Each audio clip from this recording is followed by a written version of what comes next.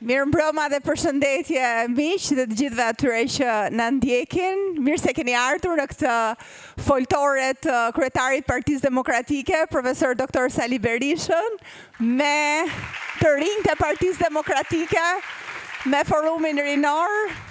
Selia nuk ka qenë më e bukur se sa kaq në gjithë këtë kohë, në prag të protestës madhështore të 24 janarit nesër.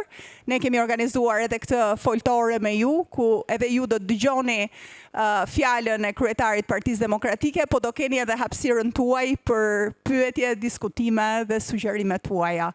Më lejoni që të prezantoj edhe panelin. Kemi kryetarin e forumit rinor, Besar Xhaferi. Dhe bashkë me ne dhe sekretarin e përgjithshëm të forumit rinor, zotin Fatjon Bathorja. Përshëndetje. Ftoj në podium për fjalën e hapjes kryetarin e forumit rinor, Besar Xhaferin.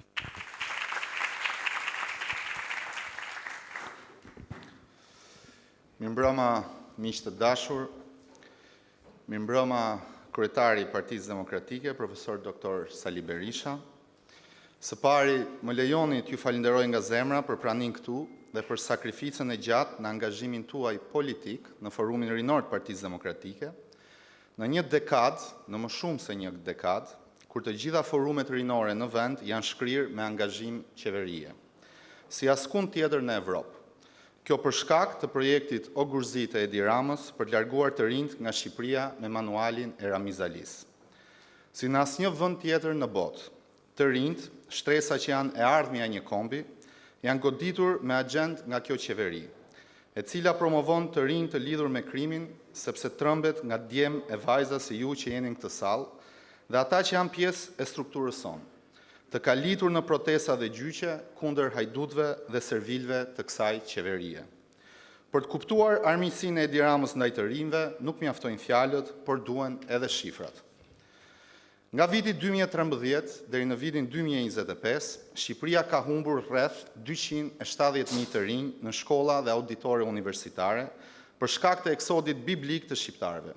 Popullit që sot, sipas të dhënave të indeksit të Numbeos për cilësinë e jetesës, janë kombi me fuqi mbledhëse më të ulët në Evropë, në një kohë që qeveritarët notojnë në luksin e krijuar përmes zhvatjes. Në këtë regjim janë 295 shkolla të mbyllura dhe ky është një gjenocid ndaj arsimit. Pasi Shqipëria ka humbur nxënës nga shkollat më shumë se gjithë vendet e Ballkanit Perëndimor të marra së bashku.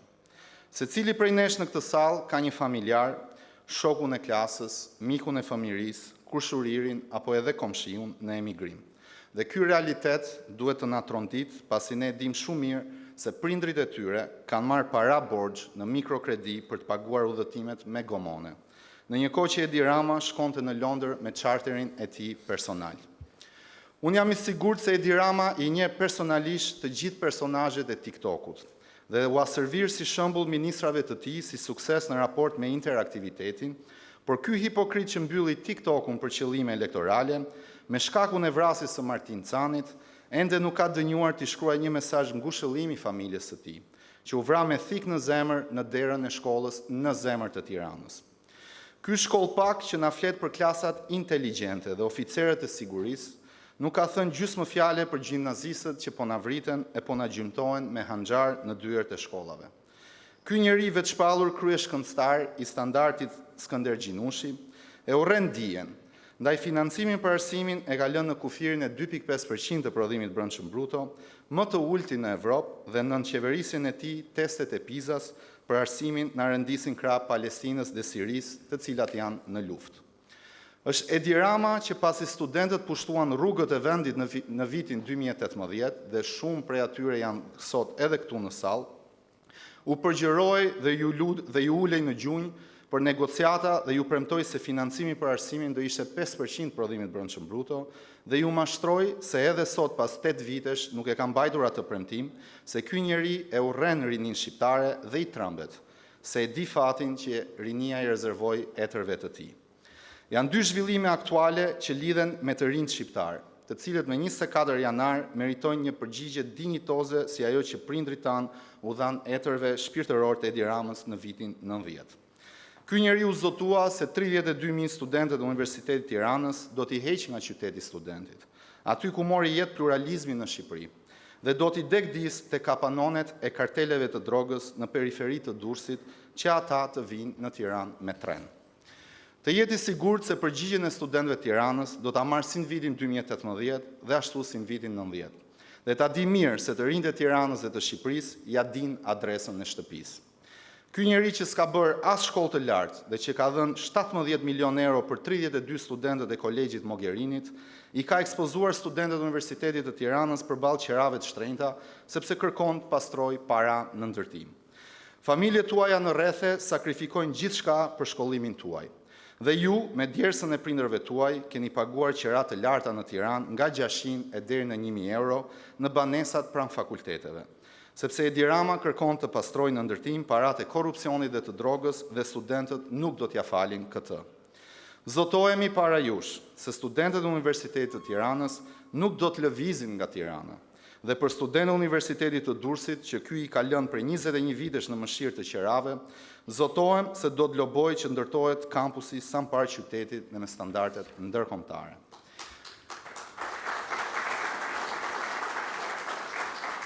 Një tjetër aspekt që do të përmend këtu lidhet me strehimin e çifteve të reja. Një fenomen që 5 vitet e fundit është kthyer në krizë në Shqipëri, për shkak se Edi Rama po përdor firmën e tij që krimi dhe kartelet përsëri të pastrojnë para në ndërtim. Kjo ka bërë që çmimet për shtëpinë e parë të rriten në mënyrë të frikshme dhe të krahasohen me Parisin dhe Londrën, kur pagat janë në standardin e Sirisë së Asadit. A është normale që një njeri shqiptar të paguajë 84 vite kredi për të blerë një shtëpi? A është normale që një çift i ri që zgjedh të jetojë në Shqipëri të detyrohet të jetojë përgjatë gjithë jetës me qera? Jo dhe jo. Dhe këtë realitet ne do ta ndryshojmë me çdo çmim. Strehimi i çifteve të reja është një problem që ka prekur edhe Amerikën. Ndaj presidentit Donald Trump në samitin e Davosit u zotua se do ndërhyjë në treg duke fajsuar korporatat. Ne për këtë panoram të trisht duhet fajsojmë vetëm një njeri, Edi Ramën. Njeriun që jep leje ndërtimi për krye organizatash kriminale që kanë vrarë njerëz me hanxar dhe kanë trafikuar tonelata kokaine nga Amerika Latine drejt Bashkimit Evropian. Në vetëm 4 muaj, Ambasada e Shteteve Bashkuara të Amerikës plot 18 herë ka paralajmëruar Edi Ramën për pastrimin e parave të drogës, një fenomen që po mban në sirtar ëndrrën tuaj për shtëpinë e parë. Ndaj sot ju ftoj që në 24 janar, ju të rinj të dilni në shesh për shtëpinë që meritoni ta keni dhe duhet ta keni, por mjafton të bëni vetëm një gjë. Ti tregoni Edi Ramës se në këtë vend Zot janë të rinjt dhe shqiptarët. Një gjë duhet ta dini, kjo botë i përket guximtarëve dhe atyre që për lirinë janë të aftë të sakrifikojnë gjithçka. Dhe atë që është detyra jonë, ne nuk do presim ta bëj askush tjetër. Këto pak orë që na kanë mbetur, kërkoj të jepni maksimumin tuaj dhe vetëm një gjë ju a them me zemër. Ora jon ka ardhur, ora jon ka ardhur. Faleminderit dhe fitore.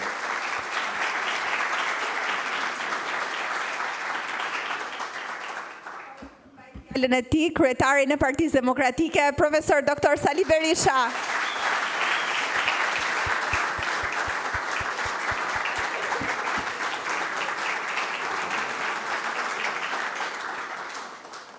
Së pari, një përshëndetje shumë përzemërt ju, të rive, të rejave, bashkëmoshatarëve tuaj, të forumit rinor, miqve, shoqeve, shokëve që keni në shkollë, jashtë shkolle, kudo që jeni. Takimi me të rit është natyrisht takimi më cilësor, takimi më i rëndësishëm.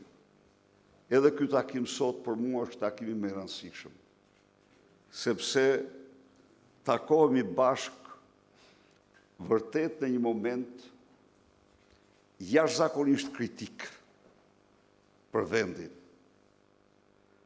Takohemi në një moment kur diktatura autokratike, e cila është një diktaturë që pranon pluralizmin, por e shtyp pluralizmin me të gjitha mjetet. Në dallim nga ajo diktatura që ju nuk keni jetuar dhe s'do ta jetoni kurrë, diktatura totalitare në cilën pluralizmi ndalohej me kushtetutë. Por sot ne ndodhemi në qeverisjen e një personi i cili për hir të vërtetës ndan me etrit e tij biologjik, psikologjinë më mjerane, psikologjinë më të keqe të njeriut. Psikologjinë ndan me etrit e tij biologjik armiqsinë e egër me kundërshtarin dhe përdorimin e çdo mjeti kundër tij, faktikisht kundër pluralizmit.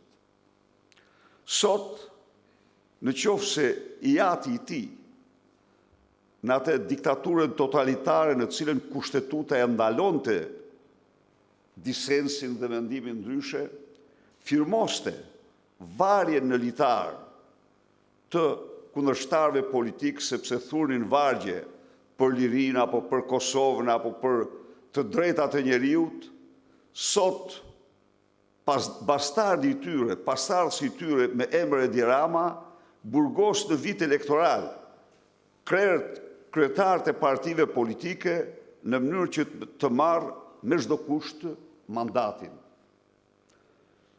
Sot, në këtë diktaturë, një lloj si të parën, të gjitha pushtetet përqendrohen në një dorë. Dhe ju e pat, ju ftoj mos harroni kur ditën e djeshme. Një ditë ju garantoj unë e pashembull në historinë e një shteti. Ku ditë në cilin kreu i shtetit, kryeministri, kryetari i parlamentit përballeshin me një prokuror që bënte ligjin, që donte ligjin, zbatoi ligjin. Nuk kisha pas skena në Trondicë të them dhe e kam pa dhe një pat skenë. Ditë më të turpshme në historinë e ligjit të botës dhe të kushtetutës botë nuk ka. Kur një prokuror në emër të ligjit ka vendosur të thrasë para ligjit në hetusi, ta pezulloj zëvendës kryeministrën mbi bazën e 1000 fakteve, mbi bazën e vjedhjeve të pafundme për të përgjigjur para ligjit. Por meqense aty ku është emri Belinda, siç e keni marrë vesh ju, aty është emri Edi Rama, meqense në çdo rresht ku ajo akuzohet është Edi Rama mrapa saj, tani çdo gjë duhet përfundojë tek këmbët e saj, tek këpucët e saj. Nuk kishte skenë më të pashembull kur dilin njëri mas tjetrit përfaqësuesi i presidentit, i kryeministrit, i parlamentit, e çfarë thoshin? Përballë ligjit, përballë kushtetutës, përballë kodeve, zero.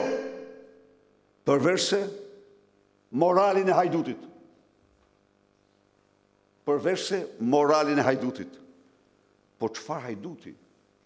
Hajduti që ka vjedhur miliarda. Edi Rama, se aty është Edi Rama. Pse u nala në këtë shembull? Jo, është shumë e rëndësishme që ju ta kuptoni. Se pandarjet pushtetetve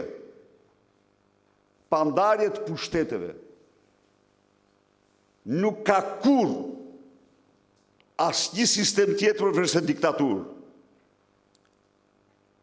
Miq, prokuror, gjykatës bëjnë gabime, kanë tendenca politike, janë politik, kur sulmojnë si politik, duhet ja u kthesh. Kjo ndodh këtu, ama nuk ndodh vetëm këtu. Kjo ndodh në Shtetet Bashkuara të Amerikës. Po, edhe aty ka ndodhur. Edhe aty prokurori trillonte për kandidatin për president në mënyrën më monstruoze. Por asnjëherë ai nuk bëri ndysh fjalën e tij. U paraqit sa herë kërkuar. Se ky është rregulli. Rregulli është që do t'i qëndrosh ligjit, do zbatosh ligjin, se ti je për shtetin ligjor, je për kushtetutën, sepse kushtetuta është shtyllë kryesore e garancisë demokracisë, lirive të qytetarëve, kurse këta rrjeshtoheshin në një mënyrë të paimagjinueshme, njëri pas tjetri, për të mbrojtë kë, për të mbrojtë një hajdute e cila ju them ju, në mënyrë absolute në çdo tender, ka firmën dhe dorën e saj të zezë, që shkon jo në qindra milion, por në miliarda euro për vete dhe Edi Ramën.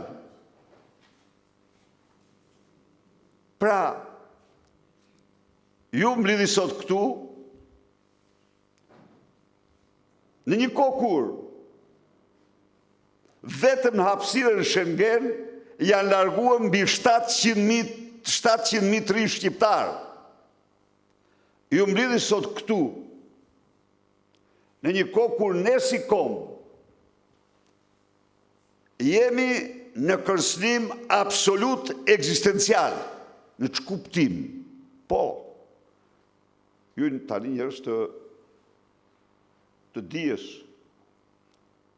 kombi ka disa tregues demografik, ata janë themelor për të ardhmen e tij. Ata tregues potencin me këtë trend, pas 50 vitesh, shqiptarët i konsiderojnë komb të fshirë, sepse sot ne kemi lindshmërinë për shkak të emigracionit, për shkak të ikjes, largimit masiv të trive, lindshmërinë që kemi patur 100 vite më parë, kur ishim 700.000 banor. Sot ne kemi treguesin e lindshmërisë më të ultin në botë. Sot, nga viti 2018 deri sot, ne kemi mira vdekje në vit, më shumë se sa lindje. Pra, a e shifni ju se ku e ka të ndisi ky, në kohë kur djerë në vitin 2014, shqiptarë çdo vit shtoheshin në Shqipëri. Numri shqiptarëve në Shqipëri rritej. Nga viti 2007-2014 shkonte duke rritur. Pse? Një faktor themelor. Vetëm një. Sepse ju, bashkëpunëtarët tuaj, vendosnit, besonit se ëndrrën tuaj mund ta ndërtonin vendin tuaj. Kaq. Asgjë tjetër s'kishte. Por kishte një mjedis, kishte një alternativë, kishte një seri rrethanash të cilëve bashkëpunëtarëve tu u jepin shpresë, u jepin besim, se ata mund të shkolloheshin, se ata mund të punësoheshin, se ata mund të ndërtonin folet e tyre, familjen, mund të kishin shtëpinë, mund të gjenin punën. Kurse sot, imagjinoni, çfarë largimi të tmerrshëm masiv. Nuk ka patur kombi ndonjëherë në histori një armik më të egër të ekzistencës tij se sa Edi Ramën. Shumë më tepër se Enver Hoxha. Enver Hoxha ishte gjaksor, ishte mizor në drejtat e njeriut, por nuk mund të themi sa ai dhe klika që i rrethonte vodhin shqiptarët siç vjedhin ta sot. Jo. Harrojeni këtë. Ata kishin paranojat e tyre në përdorimin e buxhetit, kurse këta vjedhin në mënyrë të paimagjinueshme. Shkoni, gjeni djegësin e Tiranës, 130 milion euro ka vjedhë Edi Rama me Rion Velin. Secili për jush po të marrë një bicikletë apo të shkojë të shohë në sharë, gjurmë djegësi nuk ka. Dëgjoni për Akshin. Çfarë ndodh në Aksh? Në Aksh është baxhanaku i Edi Ramës. Armand Frangu e kemi denoncuar me dhjetra herë. Aty çdo tender do ta fitonte ky në një kohë kur ky kishte një kapacitet sipërmarrës shumë modest dhe nuk diskriminoi, po aq ishte. Tani ky nuk mjaftohej me tendrat që i fitonte vetë, por mirët edhe preshtonome dhe futej veti tretin tender, po ishte vetëm mi, ishte vetëm ky, frangu. Dhe në qoftë se dilte një i vërtet, çfarë pësonte i vërteti? Merrej peng. A mund të imagjinoni ju? A mund të imagjinoni për një moment një sipërmarrje shtetërore, sa ajo është agjenci shtetërore. Agjenci shtetërore të marrë peng biznismen pse guxojnë të paraqiten në tendra, siç është ligji, siç është rregulli, siç është gara. Pra, dhe kjo ndodh në kofshtin privat të Edi Ramës. Akshin. Dhe pasi ndodh kjo, dhe pasi dokumentohet gjithçka para të hujve, sepse njëri nga këto pegje, ta dini ju, kërkoi mbrojtje në një shtet të huaj, dhe ata i dhanë, jemi mirënjohës. Edi Rama thosë se u kam respektin më maksimal për lindën, për mirë lindën. Po pse ka këtë respekt? Se është linda, është e shoqja. Nuk u ndodh kund kjo. Ja u them unë, në këtë shkallë nuk dëgjon kund. Atëherë, po ju ku janë? Ku janë të rinjtë sot? Të rinjtë sot duhet të marrin rrugë të dheut dhe në shpinë, në një qese duhet të marrin dhe ëndrën e tyre. Në rrugë të Europës, rrugë të botës, sepse në Shqipëri se ndërtojnë do të ëndrën. Jo, se ndërtojnë. Se ndërtojnë do të sepse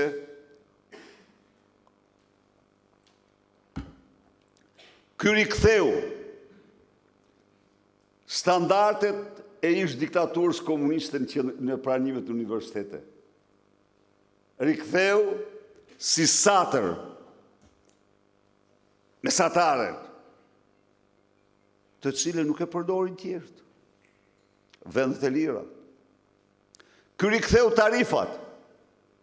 A e dini ju që paguani 4 herë, 5 herë më shumë se të paguan studenti gjerman për universitet? A e dini ju që i student po të shkoni në Austri, ju paguani në vit 300 ose 400 euro, kurse austriaku paguan 100 euro? Po sepse shteti ka detyrim të shkollojë ju. Shteti duhet jetë i lumtur, që bën gjithçka për shkolluar të rritë e tij. Kurse ky vendos këtu me rrogat më të ulta, tarifat të cilat që është e vërteta, 49% familje shqiptare që janë në rrezik varfërie, nuk e lejojnë të shkollojnë më shumë se një fëmijë. Edhe atë me shumë sakrifica. Po pse? Pse u përmys? Pse ishte krejt e kundërta para vitit 2013? Kishte para më shumë? Jo. Jo, ne nuk kishim para më shumë. Ne jemi partia e taksave të ulta. Ne kishim gjysmën e këtyre taksave. Por kishim një politikë ne, që të rritë duhet shkolloheshin. Dhe e gjetëm vendin me 12 student për 1000 banor, arritëm në 52 student për 1000 banor. Sepse ishim mbrapa, shumë mbrapa. Dhe kjo u kthye përsëri. Politika armiqësore. Unë fola për ato që paguani, po të marrë shtrëhimin tuaj në Tiranë, Tirana në shtrëhim është një nga 3 qytetet më të shtrenjta në Europë. Ju, familjet tuaja, ju shkatroj, ju dëmton droga. Nuk kam fjalën këtu për përdorimin. Jo, se ajo është tjetër gjë, ajo është keq sigurisht po. Por rritë çmimet. Shikoni ju, çfarë bëhet me kullat e drogës. Nuk preken ato nga. As nga baballarët tuaj, as nga ju, as mund t'i prek.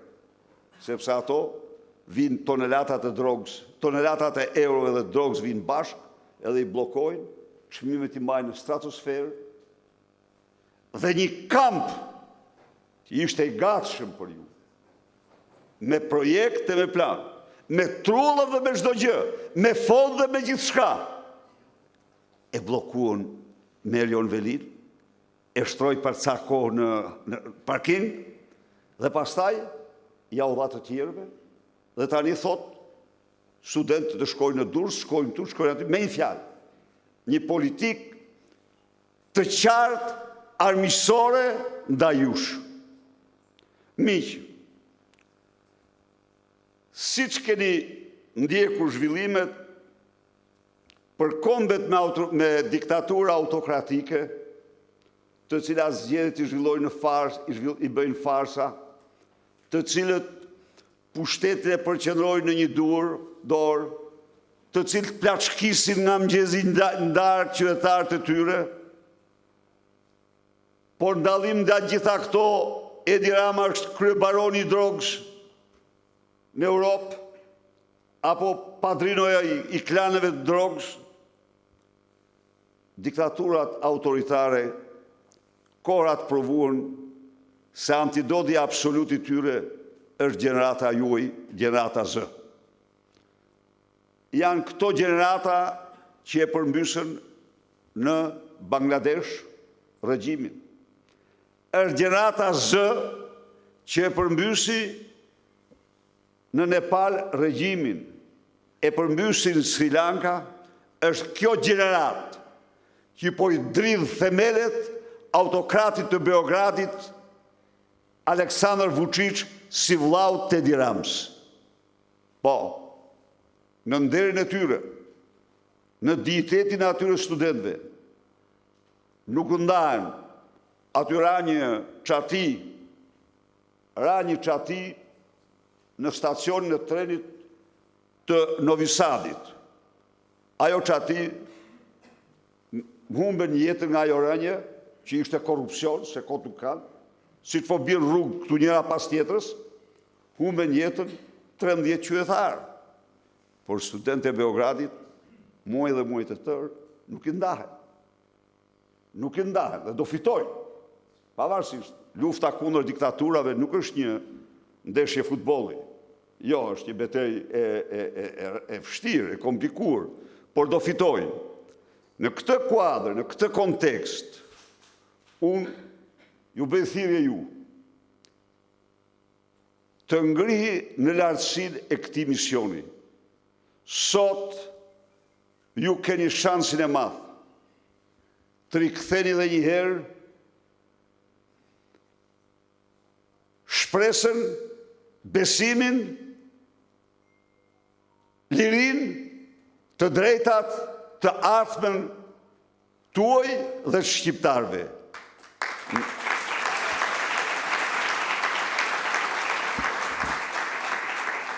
Sot, Shqipëria ka një opozitë e cila qëndron e vendosur në idealet e saj, qëndron e vendosur të vazhdoj betejën gjerën përmbysje e kësaj diktature. Por dhe dy gjëra. Kjo betejë zhvillohet sot në dy rrethana apo në dy kushte jashtëzakonisht favorshme. Dhe këto janë së pari demaskimi, denoncimi që i bën Edi Ramës për vjedhjen e zgjedhjeve.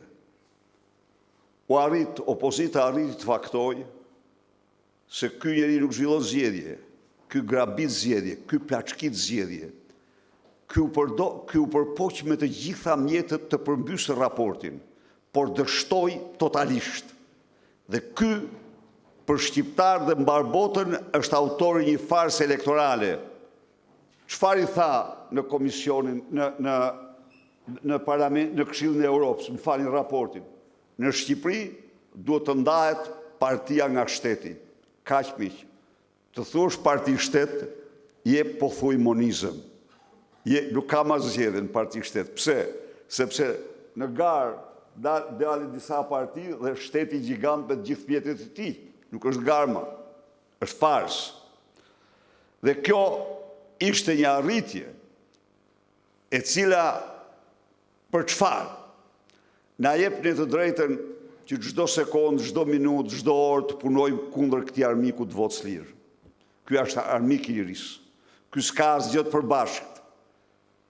As me shqiptarët, as me qytetarët. Ky do të ikë 1 minutë më parë të ketë fundin që meriton si diktator. Së dyti, një qeveri që del nga zgjedhjet lira ju i ritri, por duhet ta dini që nuk mund të rrezohet. Nuk ke të drejtë. Nuk ke të drejtë në qoftë se u qëndron parimeve që beson, të kërkosh rrëzimin e një qeverie që del nga zgjedhjet lira përveç se me votën e lirë, përveç se me përcaktimin e kushtetutës. Protesta mund të bësh, por sovrani e ka autorizuar atë të qëndrojë aq sa thot kushtetuta. Po kjo qeveri pra nuk ka legjitimitet sepse ka dhunuar zgjedhjet. Përveç kësaj, edhe për qeveritë që dalin nga zgjedhjet lira, në qoftë se ato kapen duke vjedhur qytetarët, ato humbasin legjimitetin. Pra ka 2 faktorë që bëjnë të paligjshme një qeveri. Farsa elektorale dhe rrëmbimi votës, dhe plaçkitja e qytetarëve. Kur ndonjëherë një qeveri e tillë nuk është kapur në flagrancë, një kryeministër i tillë s'është kapur në flagrancë në vjedhjet miliardave të qytetarëve dhe përpiqet të përdor pushtetin për të mbrojtur. Është shkak, është arsye më madhore për të bërë gjithçka për përmbysjen e saj. Shpresa më e madhe e shqiptarëve sot jeni ju, gjenerata juaj, dhe unë kam besimin më të madh se ka përmbysje me sukses. Faleminderit.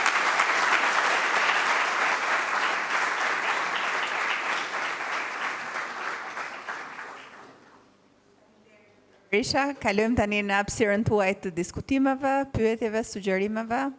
Kush e dëshiron fjalën?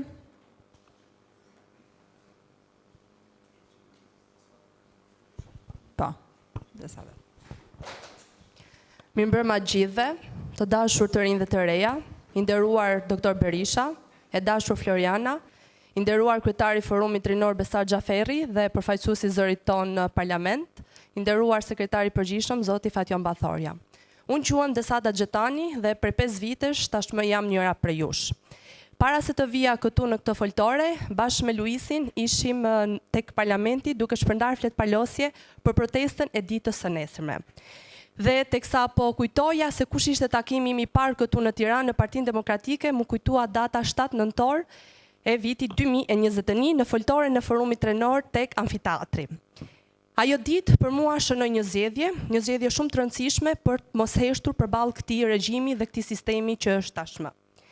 Sot 5 vite më vonë, fatkeqësisht jemi sërish në opozitë, por jemi sërish këtu, duke qëndruar dhe me një ëndër të përbashkët për të larguar këtë sistem të kalbur që na ka zaptuar. Doktor, teksa sot flas në vetë të parë, dua të flas dhe në emër të disa të rinjve të reja, sepse gjatë këtyre 5 viteve kemi pasur një rrugtim të përbashkët. Gjatë këtyre 5 viteve kam qenë pjesë e çdo proteste studentore, sigurisht disa prej cilave i kemi organizuar vetë ne. Kam qenë pjesë e çdo proteste të thirrur nga opozita. Kam qenë pjesë e çdo fushate politike gjatë këtyre 5 viteve. Kam shpërndar fletpalosje në çdo shesh në rrugicë. Kam qenë pjesë edhe tek rrugica e shpresës, ku shumë na braktisën, ne të rinjt vendosëm që të qëndronin besnik. Doktor, të dashur të rinj, nuk i përmenda gjitha këto, as për duartrokitje, apo për të marrë lavdrime, por vetëm për të thënë një të vërtetë. Këto janë disa detyra që një opozitar i vërtet duhet të bëjë. Këto janë disa detyra Këto janë disa detyra që një iri i ndershëm duhet të bëjë, një iri që nuk pranon të nëpërkëmbet nga ky sistem. Sepse politika përpara se të jetë pushtet është qëndrim, dhe qëndrimi matet në ditët më të vështira. Partia Demokratike është një familje e madhe, sigurisht edhe me gabime, por familja nuk braktiset në momentet e saj më të vështira. Ajo kritikohet me ndëshmëri dhe përmirësohet brenda mureve të saj. Doktor, me respektin që i detyrohet një figure historike, por dhe me ndëshmërinë që i detyrohet së vërtetës, dua të shpreh një të vërtetë dhe një kërkesë në emër të çdo të riu dhe të reje që ka sakrifikuar ditët më të bukura të saj në protesta. Partia Demokratike nuk duhet të rikthehet më në duart e atyre që e braktisën në momentet më të vështira, sepse tradhtia politike nuk është incident, por është një model sjellje. Është koha që Partia Demokratike të ndërtohet mbi individ të ndershëm, mbi të rinj dhe të reja, të cilët nuk e kanë parë politikën si interes politik, por si shërbim publik, që kanë qenë me Partinë Demokratike në momentet më të vështira të saj dhe jo vetëm kur ajo ka pasur momentet e lulëzimit. Doktor, e vërtetë është ajo që ne si parti duhet të na karakterizojë. Them kështu sepse kemi njerëz që i shikojmë shpesh vetëm në fushat apo vetëm në takime të këtij lloji me karrige të rehatshme. Por, unë mendoj, opozita nuk është luks. Opozita është sakrificë dhe sakrifica është të dalësh në shesh, tek strukturat, në foltore, në protesta, duke shpërndar fletpalose dhe çdo detyrë që duhet të bëjë një opozitar. Doktor, unë mendoj që duhet të rimarrim fatin e Shqipërisë në duar përpara se largimi të rinjve të kthehet në një plagë të pakthyeshme. Sot, unë nuk ju flas vetëm si një antare e Forumit Rinor të Partisë Demokratike, por ju flas si një studente ekselente në vit të fundit master, e cila ndihet thellësisht e braktisur nga ky shtet që nuk e mbështet dijen dhe meritën. Por doktor, ju mos na braktisni, mos e braktisni shpresën dhe kontributin e këtyre të rinjve këtu në sallë. Na jepni sot fjalën se rinia do të jetë pjesë e procesit politik, jo vetëm si numër, por edhe në vendimarrje. Unë sot ju flas edhe si antare e Senatit Akademik të Universitetit të Tiranës dhe si arsimtare e së ardhmes, ku shkatrimi i arsimit tashmë është një strategji politike, sepse një shoqëri e parsimuar manipulohet, një popull që është i parsimuar edhe blihet edhe shitet, por mendimi kritik nuk blihet, dinjiteti nuk blihet, të rinjtë e Partisë Demokratike nuk mund të blihen. Doktor, Shqipëria ka nevojë për agimin ton, të vendosur dhe të palëkundur siç kemi treguar gjithmonë. Ka nevojë për qëndrime të bazuara në dije, etik dhe në përgjegjësi qytetare. Unë e di që aftësitë e mia do të mund të ndërtoja një të ardhme kudo në botë, por unë kam zgjedhur të qëndroj këtu me çdo kusht dhe çmim. Ne ju kemi besuar në momentet më të vështira dhe në momentet më kritike. Por sot besimi duhet shndërrohet në përgjegjësi të përbashkët ndaj këtij vendi dhe ndaj këtij ideali. Me çdo çmim, nesër dhe çdo ditë, ne duhet protestojmë, jo vetëm këtu në Tiranë, në të gjithë Shqipërinë, sepse jemi në gjendje alarmante. Le ta shpëtojmë Shqipërinë edhe nëse duhet flijohemi për të. Faleminderit.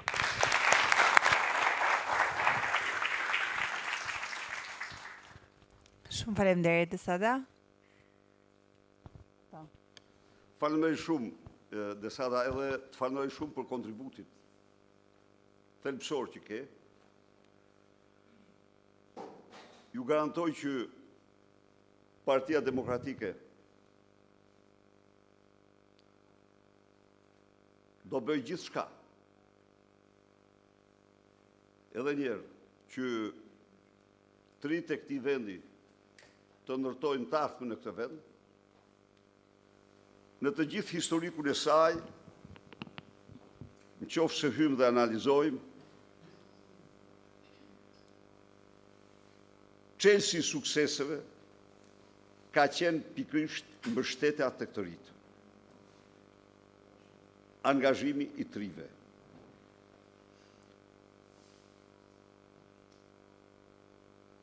Në këtë periudhë, ti je një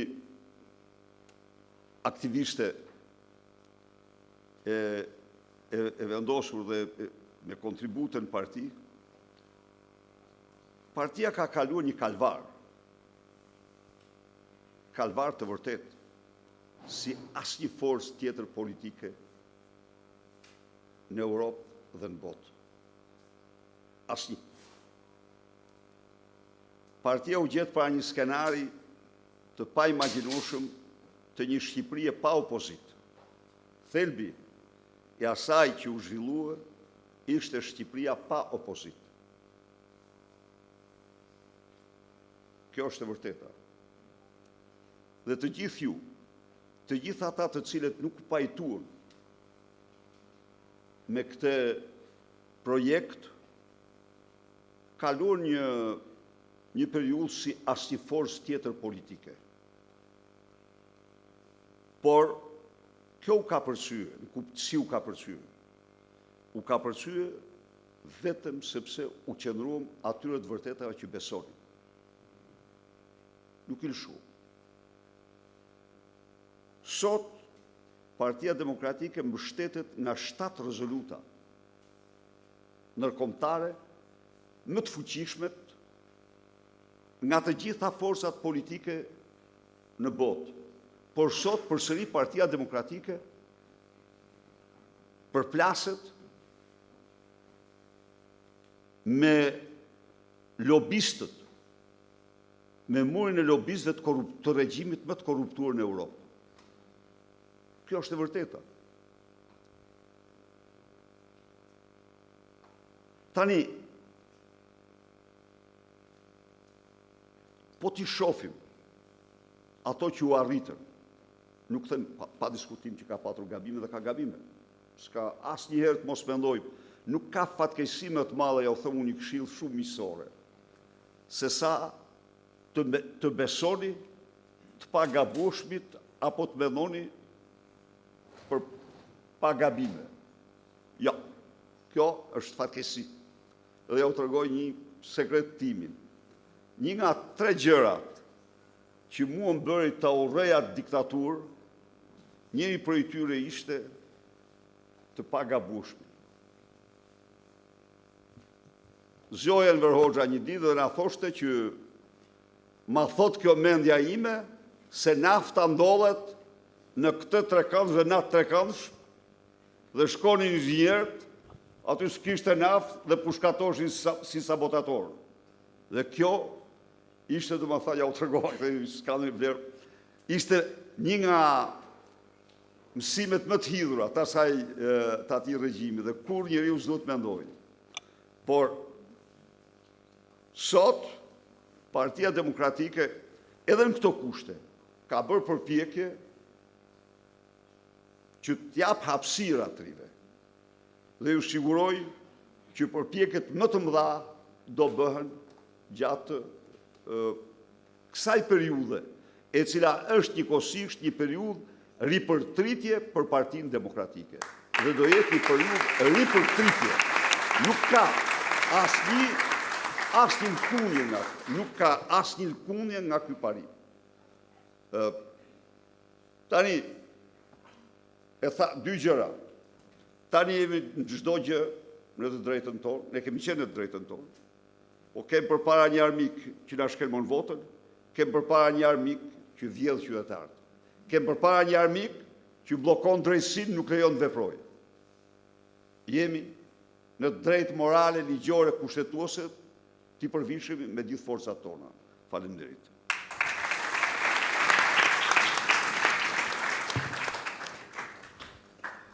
Po, ai deri atje? Po. Përshëndetje të gjithëve, do t'ju falenderoj nga ana forumit të gjithë që jeni pjesëmarrës sot. Gjithashtu do të falenderojmë dhe ata që sot nuk janë këtu, por kanë qenë çdo aktivitet tonin dhe gjithmonë me ne. Por jo vetëm, do të falenderoj dhe ata që kanë qenë forumin ton dhe sot nuk janë më. Sepse dhe ata kanë dhënë shumë kontribut dhe pse sot nuk janë për 1001 arsye, ne duhet jemi mirënjohës të gjithëve që kanë qenë me ne.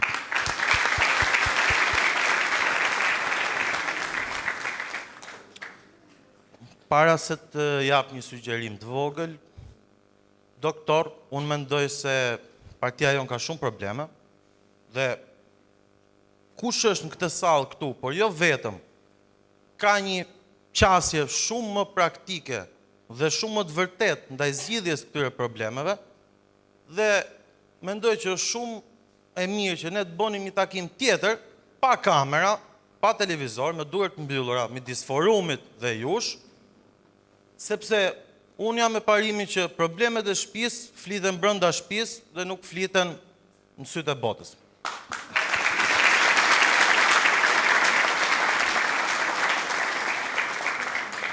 Gjithsesi, po prek një problem që është shumë evident dhe e shikojnë gjithë shqiptarët dhe jo vetëm ne, dhe po jap një sugjerim timin që ndoshta mund t'ju pëlqejë ose jo. Atëherë, ne çdo të hënë bëjmë këto foltoret para kryeministrisë, që themi drejtën, pjesëmarrja nuk është shumë e kënaqshme.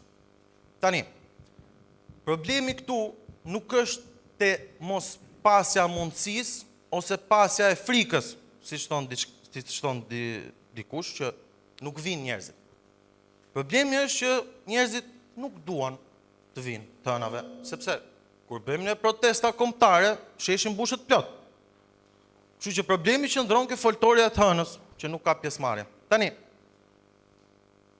mendimi im, por besoj jo vetëm i imi, është që shumë nga ata folës që dalin aty, nuk janë të denjë për të na përfaqësuar, sepse në moment që dikush merr atë foltore, nuk përfaqëson më veten e tij, por përfaqëson të gjithë demokratët, ku përfshihemi sigurisht dhe ne antarët e forumit. Dhe me pasjen e folësve që nuk janë të denjë dhe nuk e di kush i zgjedh, po personi ose personat që i zgjedhin disa nga ata folës që dalin aty, po bëjnë faj ndaj nesh, jo thjesht gabim. Sepse të dalin aty njerëz që flasin, kuturu, disa kanë qenë dhe tap, që u merret goja kur flasin, na dëmton të gjithëve. Dhe sidomos ne rinin, sepse ne e kemi karrierën politike para dhe e kemi jetën para në Shqipëri. Dhe dëmtimi i PD-s dhe imazhit PD-s në publik na dëmton më shumë ne se sa ju, doktor. Tani, një mendimi imi se si mund ta zgjidhim ne këtë problem është që çdo të hënë të bëjmë një foltore specifike. Pra, një të hënë të kemi për arsimin, të kemi mësues, të kemi ekspert, të kemi profesor, një të hënë tjetër të kemi doktor, të kemi për shëndetësinë, problemet që kanë shëndetësi, një ditë tjetër për bujqësinë, një ditë tjetër për naftëtarët, një ditë tjetër për minatorët, e me radhë. Problemet Shqipëri janë të pafundme, temat janë të pafundme. Të jemi specifik, çdo të hënë t'i drejtohemi një problemi, të kemi ekspert të vërtet dhe që njerëzit kur ta ndezin televizorin të hënë dhe të na shikojnë, të dëgjojnë me vëmendje ato që thonë ekspertët dhe ato që thoni ju doktor, dhe të mos shikojnë ca fytyra që i bën për të qeshur, që dhe ne kur rrim aty na bën për të qeshur dhe ulim kokat. Kështu që shpresoj që të kemi një qasje ndryshe nga të hënave dhe të bëjmë një protezë, një foltore konstruktive për vendin, që jo vetëm të bërtasim Rama Duro dhe qeveria krimit të drogës, por të themi që problemi është ky, zgjidhja jonë do jetë kështu. Për çdo problem që prek shoqërinë shqiptare. Kaq kisha, nuk duhet ju marr më kohë, shumë faleminderit.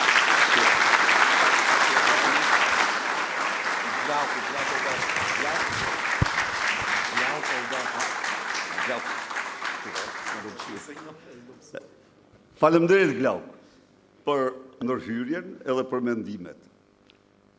Glauk, tani një sqarim duhet bëj. Foltorja nuk synon prani të madhe. Jo. Do më thënë, synon pak a shumë atë prani. Cili ishte qëllimi i saj, që t'jem i hapur me ju se po. Qëllimi i saj ishte një mikrofon, një zë, në derë të qeverisë, kundër qeverisë, nga deputet dhe nga qytetar. Ky është qëllimi i saj. Nuk është qëllimi i saj protesta. Nuk është qëllimi i saj masive. Jo, ka atë qëllim. Ku do flasim qytetar të ri, të njerëz të formimeve të ndryshme. Pra, nuk duhet ta nuk, edhe njërë, një foltore nuk është një protest masive, është e asaj për mase. A mund të përzgjidhen më mirë folsat? Absolutisht po, dhe ke shumë të drejtë. A mund të kalohet në profile, siç e propozon, edhe kjo mund të bëhet në një farë mënyre, po t'i kesh vure, në serinë e folsave ka patur folsa që kanë folë për çështje të caktuara, por kjo edhe kjo nuk e pengon as pak që të bëhet njërë tjetë për një fush, pastaj fushën tjetër me radhë. Është plotësisht e mundshme. Besoj se këto ishin paka shumë çështjet që shtrove. Përzgjedhja, tani ata që i përzgjedhin, duke pyetur, nuk është se e bën, ata janë ndër organizatorët e saj, por pyesin, marrin mendime tek ju, marrin mendime tek forcat, tek organizata e grua, me fjalë, nuk janë se nxjerrin nga xhepi ata emra, dhe, po më falë, ka një porosi, mundësisht përfaqësues të kauzave të veçanta, të grupeve të interesit. Ndonjëherë, edhe qytetarëve të thjeshtë, të cilët shprehen natyrisht në mënyrë më të thjeshtë dhe një përzgjedhje më mirë mund të bëhet. Mirë. Patjetër, me kënaqësi të madhe. Takim edhe me kamera dhe pa kamera me shumë kënaqësi. Patjetër.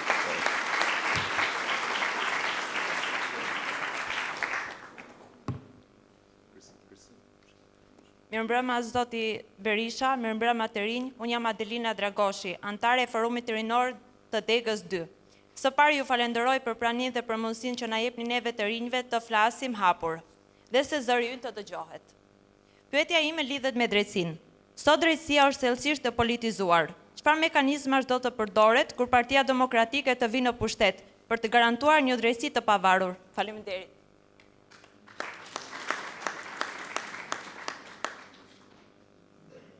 Faleminderit për pyetjen.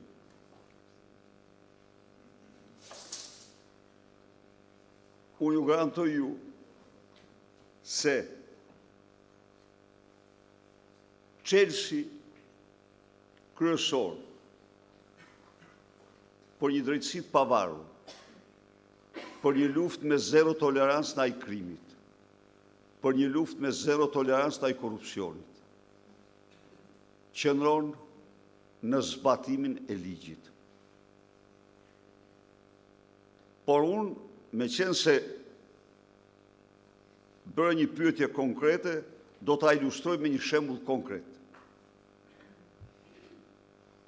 Në vitin 2011, siç e dini, socialistët organizuan një protestë të dhunshme. Dhe ajo është protesta më e dhunshme në histori.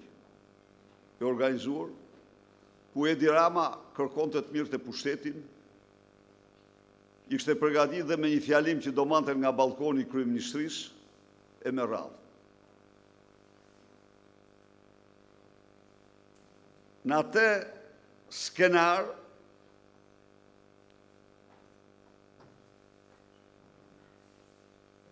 jo vetëm për mua, por edhe për organizata ndërkombëtare, u bëhet qartë se ishte një skenar politik. Dhe nga ata që unë akuzova në skenar politik, ishte edhe ish prokurorja e përgjithshme. Kjo zonjë, pas kësaj ngjarje, edhe para kësaj ngjarje, por edhe pas kësaj ngjarje, kjo se në atë kohë hetimin e personave me imunitet e kishte prokuroria e përgjithshme. Nuk kishte prokurori veçantë. Ka paraqitur jo një, por të paktën 3 kërkesa për heqje imuniteti. Tani unë ju them ju këtu, në mënyrë absolute, as për një të mitën e sekondës, nuk më ka shkur kur media që t'i thonim jo se i ke politike. Përkundrazi, ministrat kanë dhënë dorëheqje, kanë dorëzuar vetë imunitetin dhe parlamenti është mbledhur formalisht për të kryer aktin e dorëzimit të imunitetit prokurorisë. Formalisht, sepse secili prej tyre, dhe ka ndodhur 3 herë jo një, ka dorëzuar imunitetin. Madje ai është sot në burg, Ilir Meta më ka ardhur në zyrë ishte zëvendës kryeministër dhe i montoi Shiritin, i montoi Edi Rama me Filip Çakullin, çka u provua u gjet krejtësisht mundtim një frazë ku flitej për 700.000 euro, ku në fakt ishte se sipërmarrësi i thoshte atij që unë kam humbur 700.000 euro që nga dita e vendimit gjykatës gjerë sot që ti nuk më zbaton vendimin e gjykatës, dhe këtë Edi Rama e mori dhe përdori gjeti dhe fjalën shfet edhe futi aty, si përfundim, por cila, sa po e publikuar, ky 3 ditë mrapa, pa fol fare prokuroria, më ka ardhur në zyrë dhe më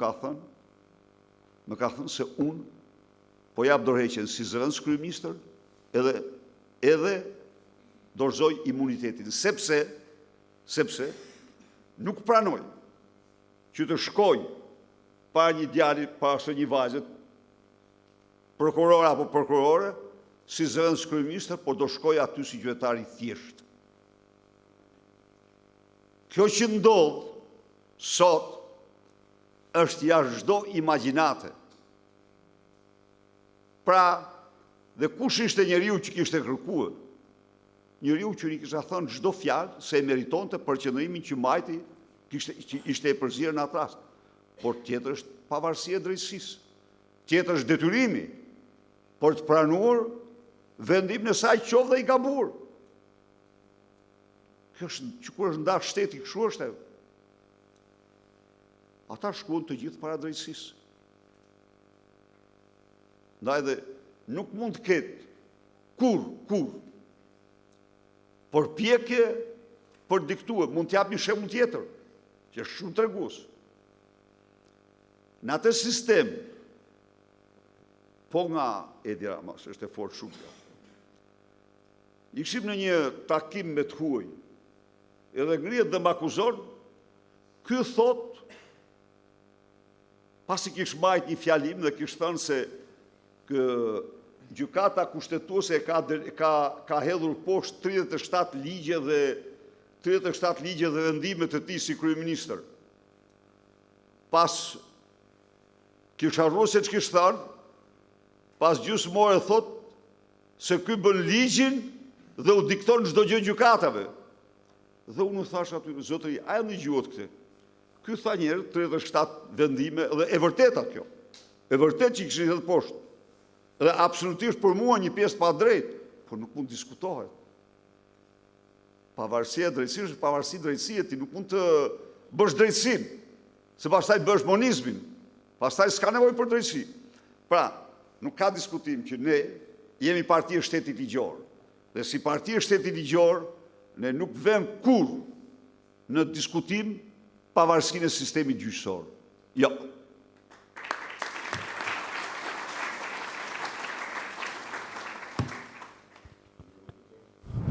Mirëmbrëma doktor, mirëmbrëma Besi dhe Fationi, mirëmbrëma gjithë miq e kolegë të Forumit Rinor të Partisë Demokratike. Unë jam shoqëri Mertollarik, drejtuesi FRPT Durrës. Doktor, unë i qëndroj shumë asaj çfarë tha Glauku, që problemet tona të mëdha nuk duhet diskutohen me kamera dhe live. Më duket sikur e kisha këtë mendim edhe më përpara dhe dua të them që në një periudhë, në një moment ku jetojmë në një Big Brother si ato të George Orwell të 1984 të drejtuar nga qeveria Rama me një makineri shumë të madhe propagande, që nuk arrin dot të shikojnë vjedhjet galopante të qeverisë dhe arrin dhe shohin një qime të vogël ke Partia Demokratike dhe arrin edhe bëjnë sigurisht një traj i madh. Në këto kushte do të jemi shumë diskret edhe tu kam një kritik shumë të madhe edhe për drejtuesit e tjerë të Partisë Demokratike, për leadershipin e Partisë Demokratike, që mbledhje shumë të rëndësishme të Partisë Demokratike, përpara se sa të dalin dhe të marrin vesh strukturat e tyre, dalin me mesazhe në mediat kombëtare të vendit, edhe këto nuk janë as pak të shëndetshme për një forcë politike, që të cilat problemet dhe shqetësimet ato që i ka i zgjidh brenda dyerve të tyre, dhe jo atë çka ka shtëpia e tregon fëmia, sepse këto lloj politikanësh nuk janë fëmijë, po janë njerëz që kanë përgjegjësi mbi supe dhe përfaqësojnë demokratët, përfaqësojnë ne të rinjve, përfaqësojnë ata që ju kanë marrë votën dhe duhet të jenë shumë diskret. Dhe kjo është një kritik që besoj që ju e keni diskutuar, por po ja bëjmë ne të rinj ndoshta për t'i thënë që ne i shikojmë çdo gjë dhe nuk është në favorin e Partisë Demokratike dhe të asaj pune që ne bëjmë në përditshmëri. E dyta, doktor, mendoj që këto foltoret që i bëni ju nuk janë vetëm mjaftueshme kaq. Në këtë makineri të madhe propagande që jemi duke përballur dhe luftuar për ditë, duhet që çdo drejtues i Partisë Demokratike, çdo deputet i Partisë Demokratike të dalë në zonat dhe të takojë, të flasë me qytetarët, të diskutojë, të shohë çfarë problematike ka dhe këto ti publikojë, ti bëj publike që ti shikojmë. Dhe nuk mjaftojnë, nuk mundemi dot në gjithë këto media dhe gjithë këtë presion të madh propagandës ta luftojmë me kaq sa po bëjmë. Duhet bëjmë gjithë pak më tepër. Këtu po them duke filluar nga vetja ime si drejtues i Forumit Rinor të Partisë Demokratike të Durrësit, por meqense është Besi, Fationi, ju personalisht po dhe ata që na ndjekin nëpërmjet mediave që janë drejtues dhe kanë marrë përsipër një detyrë dhe një përgjegjësi. Nuk do të zgjatem shumë, ndoshta do të diskutojmë më shumë tek ai takimi tjetër që do jetë pa kamera. Faleminderit, doktor.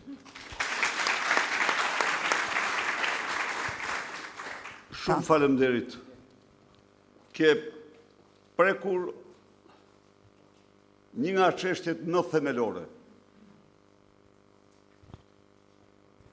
që ka të bëjmë me armën më të keqe, më të egër të narkodiktaturës sot me censura. Edi Rama sot kontrollon minimumi 90% të gjitha medjave. Si pas raportit ndërkombëtar, kontrollon jo vetëm politikat editoriale, kontrollon edhe lajmin. Censuron lajmin, manipulon lajmin dhe bën gjithçka kundër opozitës. Këto media nga Mëngjesi Gjerndark mashtrojnë qytetarët, glorifikojnë të keqen një lloj si dikur në diktaturën hoxhiste. Këto media janë në vetvete instrumenta mafios të tmerrshëm, të cilët me parat e taksave të qytetarëve, në kundërshtim me ligjin dhe kushtetutën, paguhen, shpërblehen, ju i patë se si ishin rrugët, që i thoshte, ajta marrë kaq se do jap, ati i botuo si kaq, do jap kaq, ushqehen me parat e taksave vetëm për të mashtruar nga Mëngjesi Gjerndark. E kam treguar disa herë, tregoj prapë sot, është një Bolino, merr token e dhënë për gjimnaz nga pronar Fisnik Tiranas, lanë komunitetit që për 50.000 banorësh për të ndërtuar një gjimnaz për fëmijët e tyre. Edi Rama ja e këtij me €1. Prit. Dhe kur njëri nga këta Tiranasit që ka lanë token aty, ishte socialist, patronazhist. Shkon dhe shpërblehet me atë tokë 3 milion euro. Tokë e kishtë vetën, nuk mund të, nuk ja mori kujtë. 3 milion euro për tokën që e mori me 1 euro Carlo Bolino. A mund të imagjinoj se mund me 4 vendime me emër, nga Edi Rama. Kjo janë të tjerë që marrin 100 milion euro vetëm për të mashtruar. Duhet jemi jashtëzakonisht, duhet përpiqemi shumë. Shiko çfarë bën. Ja e thash edhe diku tjetër. Nxjerr një teknikë e ulët, amorale. Zyra e tij fabrikon gënjeshtra. Se kryeministri do të marrë 1 milion palestinez. Se kryeministri do paraqitet në gjykatën e New Yorkut për McGonigalin, me datën kaq.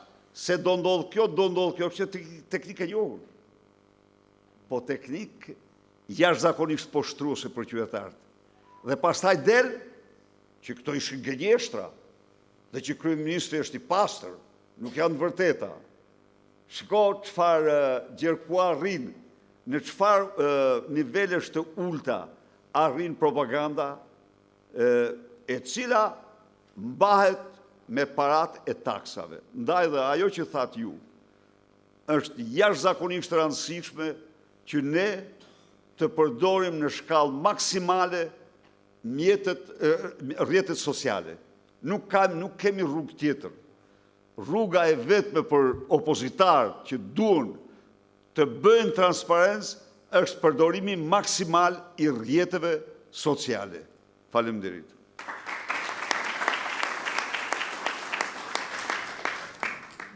I nderuar panel drejtues, Besi, Fationi dhe ton ekipi organizator, faleminderit shumë për këtë organizim kaq të mirë që keni bërë sot. Është fiks energjia shpërthyese që na duhej përpara protestës nesër. I nderuam Dr. Berisha, faleminderit që gjetet kohë për marrë këtu me fol me ne, mu përballë me përgjigj pyetjeve tona. Florena, faleminderit. Mbi të gjitha faleminderit tan të rive të Partisë Demokratike që në një të premte darkë, krejtësisht ndryshe prej shokëve dhe moshatarëve tyne, nuk janë as kafeneve, as lokaleve, as duke nda copzat e pushtetit, por kanë ardhur këtu, jo për copza pushteti, por për ideal që të ardhmen e Shqipërisë mos me alan jo socialistëve, po hajdutave dhe plaçkicëve që kanë pas dy synime kryesore për mendimin tim gjatë kohës që kanë qenë pushtet. Njani është me vjedhë dhe me plaçkit Shqipërinë, dhe tjetra është me shpartallu Partinë Demokratike, që është edhe forca frymëzimi i opozicës. Në mendimin tim, kur në ditën e tyne më të mirë, nuk ja kanë arrit, as në ditën e tyne më të keqe që janë sot, nuk do t'i arrijnë, jo vetëm që ta shmontojnë, por as t'i afrohen Partisë Demokratike. Kam një pyetje, dy në fakt, doktor, një personale për ju të drejt për drejt dhe tjetër në sekretari i Partisë Demokratike. Në qoftë se sot ju jeni një prej nesh, 25 vjeç, keni mbaruar universitetin pa njohje, pa lidhje, do kishit zgjedh me qëndru në Shqipëri apo mu largu? Dhe tjetra, çfarë do të themi ne të rive që vendosen për me qëndru dhe cilat janë politikat tona si Parti Demokratike për me fuqizu të rritë dhe për mi i vu ata në role, pra me i përfaqësu në role drejtuese. Faleminderit.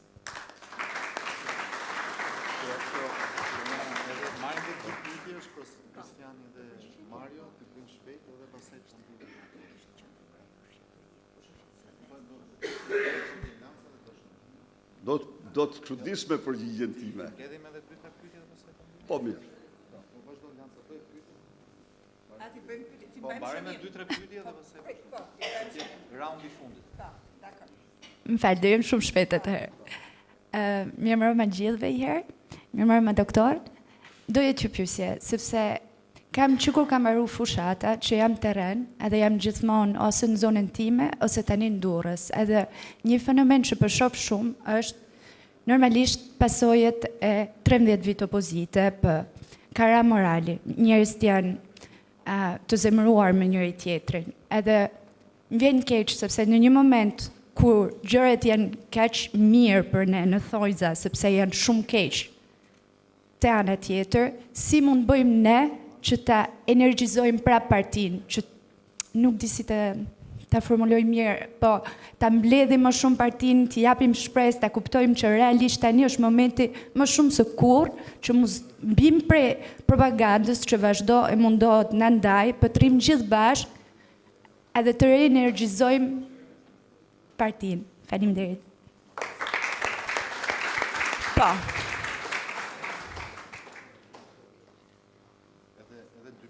Po, marrin dhe 2 pyetje të fundit. Doktor, përshëndetje. Mario Runa, bes përshëndetje. Të rinjët e reja përshëndetje. Quhesh edhe një herë? Mario Runa. Dhe unë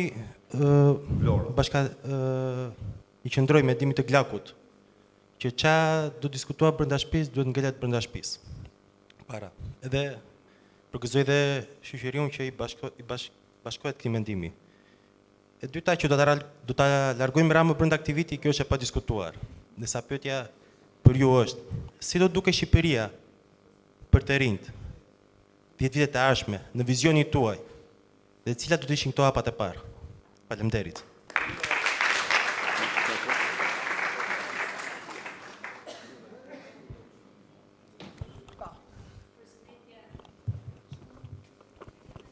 Përshëndetje doktor Berisha, përshëndetje gjithë rinjve që kanë mbusur sallën sot, që në fakt janë po këto të rinj që e mbusin sallën, në çdo protest kanë mbusur rrugën e shpresës dhe vazhdojnë akoma dhe sot në foltoren parlamentare. Doktor, unë jam Kristela Prendi, jam studente mjekësie dhe po prisja që dikush nga të rinjt këtu, duke qenë se janë shumica për këtyre student, të fliste për paktin e universitetit. Unë isha gjimnaziste kur ju bashkova protestave të studentëve në 2018 dhe sot jam në vitin e fundit mjekësisë, pra jam po mbyll vitin e 6 dhe akoma pikat e paktit të universitetit që u premtuan nga qeveria nuk janë zbatuar. Prandaj unë personalisht mendoj që Edi Rama nuk e zgjat dhe nuk e përfundon këtë mandat, prandaj do doja një premtim nga ju se çfarë do ndodh me studentët dhe a do zbatohen nga qeveria juaj kur ne të vim pushtet pikat e paktit të universitetit. Faleminderit. Kjo ishte pyetja e parë, ndërkohë që pyetja e dytë, doktor, është për të rinjt. Unë tani e përfundoj një cikël 6 vjeçar studimesh, dhe dihet edhe për studentat e mjekësisë, Edi Rama ka thënë që pa firmosur kontratën ka penalizime, ndërkohë që unë personalisht nuk e kam firmosur kontratën dhe nuk dua ta firmos kontratën sepse mua nuk mund të më detyroj askush të firmos një kontratë pa bazë ligjore, pa bazë morale dhe totalisht antikushtetuese. Doktor, ti e the shumë bukur, u shprehet se të rinjt e kanë humbur shpresën për ta ndërtuar ëndrrën e tyre në Shqipëri, për të krijuar familjet e tyre në Shqipëri. Unë personalisht, pavarësisht gjithë këtyre viteve, duke filluar që nga çadra e lirisë në një moshë shumë të vogël, duke ardhur familjarisht në çdo protestë pa përjashtim, tek rruga e shpresës, tani tek foltorja parlamentare shqiptare, unë nuk e kam humbur shpresën. Unë vazhdoj të luftoj dhe të vazhdoj të qëndroj njësoj siç kanë qëndruar të parët e mi që vinë nga një familje përsekutuar. Dhe pyetja për ju është si do ja dalim ne që të nxisim shpresën tek të rinjt dhe t'i ndihmojmë ata të vendosin për ta ndërtuar të ardhmen e tyre në Shqipëri dhe jo për t'u larguar. Faleminderit shumë. Faleminderit shumë për pyetjen. Julia, edhe e përfundoj. Përshëndetje të gjithëve, është nder dhe privilegj për mua të flas përpara jush sot. Përshëndetje profesor doktor Sali Berisha. Faleminderit nga unë, nga çdo i ri dhe e re sot, nga çdo shqiptar, nga toka shqiptare, sepse ju jeni lideri që vazhdoni të mbani gjallë gjakun shqiptar. Ju po shkruani historinë e guximit dhe nderit, jeni burim frymëzimi, pikërisht sepse po na mësoni se të mos dorëzohesh është akt dashurie ndaj vendit. Përshëndetje motra dhe vëllezër demokratë dhe demokrate, dua të duartrokas për ju dhe secili nga ne sot të duartrokas për veten dhe shokun, sepse ja kemi dalë. Të gjithë sot këtu jemi fitimtar. Ne jemi patriotët për të cilët kjo tokë ndihet krenare, për hapat që hedhim, për rrugën që ndjekim. Kjo është e vetmja rrugë që do të na bëjë ne heronjtë e Shqipërisë, heronjtë e shtëpisë sonë dhe të prindërve tanë. Ne që kombin dhe familjen e kemi të shenjtë, ne që Zoti na ka bekuar me forcën e durimtarit dhe guximtarit, ne që jemi në rrugën e drejtë, kjo është sot Partia Demokratike, e themeluar në 11 dhjetor 1990 dhe e rithemeluar në 11 dhjetor 2021 nga profesor doktor Sali Berisha. Nga ky moment dua që të gjithë së bashku këtu të kemi fokusin të fitoria që na pret, të jemi entuziast, të fillojmë të ndërrojmë për ëndrat që do të bëhen realitet për shpërblimin e qëndresës. Dhe më besoni që ne të rinj demokrat jemi shtresa më vitale, sepse jemi ata që nuk e shitëm nderin dhe dinjitetin. Edhe pse na kërcënuan me ëndrat tona, të ardhmen ton, na kërcënonin çdo ditë me kushtet e vështira, na kërcënonin çdo ditë se do të na ndanin nga prindrit dhe do të na çonin në rrugët e Europës. Ne rezistuam sepse luftuam me forcën e të madhit Zot dhe forcën e njëri tjetrit. Ne treguam që mund t'ja dalësh edhe nëse je njeri i ndershëm. Ne rezistuam të vidhnim dhe të tradhtonim njëri tjetrin, ne rezistuam të shpalleshim tradhtar. Ama ne do t'jemi të vetmit si shembull suksesi që historia do t'na kujtojë si ata që nuk e humbën ndjenjën e drejtësisë. Kjo është forca jon, ky është dinjiteti jon. Sepse e dim që kriza që po përjetojmë nuk është dështimi ynë personal, është dështimi një sistemi që trëmbet nga mendja e lirë, zëri kritik dhe energjia jon krijuese. Kjo varfëri nuk është faji ynë, është faji i kësaj politike të cilën ne e kemi mundur. Siç e shihni, çdo sakrificë po i përket së shkuarës, sepse e vërteta është që kjo qeveri me në krye një frikacak nuk ja doli dot përballë trimave patriot dhe guximtar demokrat. Miqtë mi, unë ja kam harruar emrin ish kryeministrit autokrat që shpopulloi Shqipërinë, atij që historia do ta gjykojë për tradhti kombëtare. Edhe nëse më vjen në mendje emri i tij, refuzoj ta përmend sepse kam një përgjegjësi përpara jush. Nuk mund të flas përballë shqiponjave për sorra.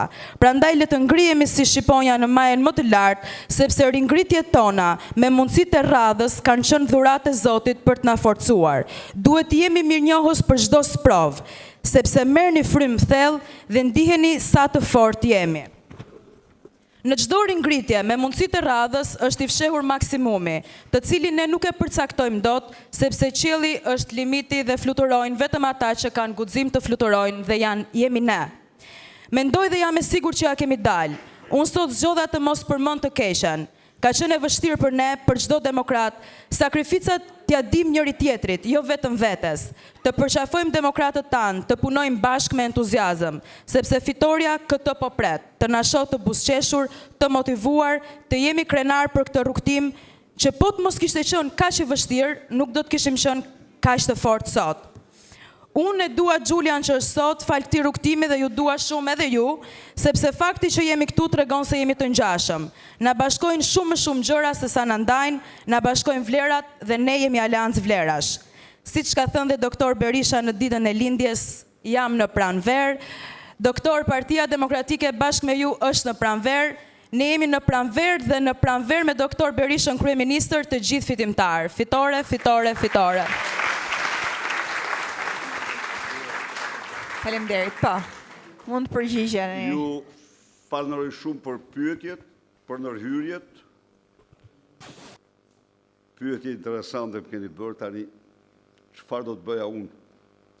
Nuk ka të krahasuar rinia ju i sot me rinin time në atë kohë. Unë të them ju një gjë të tregoj. Në Shqipëri nuk isha i lirë, por unë isha nga ata njerëz që udhtoja për paraqisja studimet e mia. Edhe atje ku shkoja nuk ndjesha i lirë. Isha adikt për këtë vend. Me ziprisja të kthehem në Shqipëri. Ky ishte një raport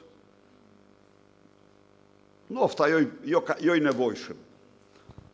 Po megjithatë, sot çdo i ri para se të largohet duhet mendoj çfarë lën këtu. Si e lën këtë vend. Duhet mendoj si mund të jap një kontribut për të nxjerrë këtë vend nga kthetrat e këtij regjimi. Kushti i të gjitha kushteve. Ju jeni tri. kjo parti ka një histori të saj. Ka një histori të përmbysjeve epokale të ndarjes sistemeve. Ka një histori të gabimeve të saj, po ka dhe një histori të transformimeve të jashtëzakonshme të vendit. Pse e them këte? E them këte se kjo është garanci. Kjo trashëgimi është një hipoteke madhe e asaj që kjo parti mund të bëjë me programin e saj. Ju shtrudh të pyetjen çfarë do bëhet me paktin e studentëve. Absolutisht do zbatohet pik për pik dhe shumë më tepër. Ajo lëvizje e pak vite më parë ishte një lëvizje e mrekullueshme, por për fat të keq, nuk kam bërë analizë dhe saj të plot, për fat të keq, ajo përfundoi në mashtrimet e Edi Ramës. Edi Rama e mashtroi atë, mashtroi studentët. Kjo është e vërteta. Ajo që lëvizje e mrekullueshme, ajo që lëvizje e cila në qoftë se nuk do të mashtroj nga Edi Rama, ajo e përmbyste Edi Rama. E shpëton të Shqipërinë ato, ja u them unë ju. Por, distanca që u krijuë, gabimi madh dhe i opozicës, e cila u kompleksue nga fakti se ne nuk dom parti, me fjalë, unë e kam ndjek atë, dhe pra, pakti ishte i drejt dhe unë i qenoj plotësisht atij pakti. Alfa e çdo përpjekje tonë për të rit kërkon rrëzimin e Edi Ramës. Ne duhet bëjmë gjithçka për rrëzimin e tij. Dhe në qoftë se ne vendosim të angazhohemi një lëvizje të fuqishme, të pandalshme, në mënyrë absolute, ky i ka kohrat e numëruara. Përndryshe, ju garantoj që ky rrin në pushtet edhe 12 vite tjera. Ne nuk duhet të presim kur këte të shkojmë në zgjedhje me te. Nuk ka zgjedhje me te. Ne faktuam që me te nuk ka zgjedhje. Nuk duhet jemi ne njerëzit që mashtrohemi. Jo, ne duhet jemi njerëzit që qëndrojmë për të vërteta, nuk mposhtemi. Dhe thirrja ime është kjo, për secilin për jush, të bashkojmë sa më shumë të ri rreth vetes, shoqe dhe shok tuaj. Nuk ka asgjë më të fuqishme. Një lëvizje rinore, një lëvizje e trive, është fuqi nukleare kundër një regjimi. Në themën, po absolutisht. Dhe ka provuar rinia, e kanë provuar studentët shqiptarë këte. E kanë provuar njëherë, dhe mund të aprovojnë përsëri, dhe unë kam besim që duhet të aprovojnë përsëri. Shiko si e përmbysen, si e klaposen gjimnazistët për armët kimike. Ju të rritë nuk janë të vetëdijshëm se të fuqit madhe kanë. Ndaj dhe duhet të angazhohemi në një mision. Më pyesni ju mua, çfarë më motivon? Më shumë se çdo gjë tjetër përmbysja e kësaj diktature. Po, s'mund ndalet njeriu pa luftuar të keqen përballë. Nuk do të ndalet. Sepse s'ka të keqe më të madhe se kjo që na ka rënë. E quhen një analist i madh gjerman, është i madh në gjithë tokën gjermane, Michael Martens, Pashiqi, kryeministri më i mirë i Serbisë pas Pashiqit. Sepse po e devaston, po e shkreton vendin. Ndaj edhe ky koha ti përvishemi këtij. Ti përvishemi, kemi çdo të drejtë me vete. guximi ynë do ta nxjerrë këtë nga pushteti një ditë më parë. Alternativa e Partisë Demokratike pas fitores është alternativa e ëndrës së trive shqiptarë. Çdo njeri ka një ëndër, dhe ëndra është projekti i jetës tij. Dhe nëse ne i krijojmë atij mundësitë e shkollimit dijitoz, të punësimit dijitoz, të jetës dijitoze në vendin e vet, ai nuk kërkon të ndonjë vend tjetër për ndërtuar ëndrrën, po e ndërton ëndrrën e tij në Shqipëri. Pra, kjo qofse ne japim atij mundësi të ble shtëpinë me kredi, qofse japim mundësi të ndërtoj biznesin, pra, në rast se ne shtrohemi në shoqërinë, në mjedisin e mundësive e realizimit të potencialeve të trive, trit nuk kanë nevojë për asgjë tjetër nga shteti dhe nga askush tjetër, se i kanë të gjitha, projektet i kanë në kokë, energjit i kanë, forcën e kanë çdo gjë. Pra, ne këtë do bëjmë. E kemi bërë. Thash dhe njerë, ishim me 12 student për 1.000 banor.